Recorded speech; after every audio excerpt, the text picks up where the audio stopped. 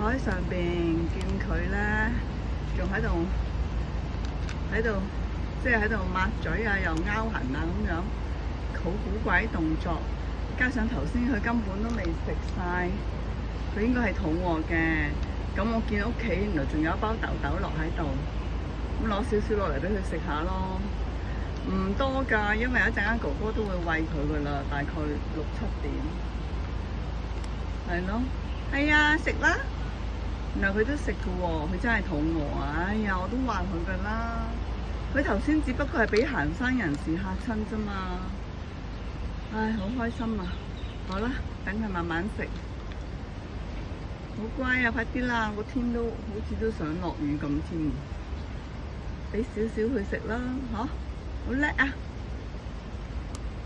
豆豆落佢都中意食嘅，係咯。填下個肚仔啦，冇咁餓。等哥哥嚟餵佢食晚餐，跟住夜晚就等婆婆嚟餵佢食宵夜。今日係星期3啊！我晏晝餵過佢㗎，不過俾行山人士嚇親咋。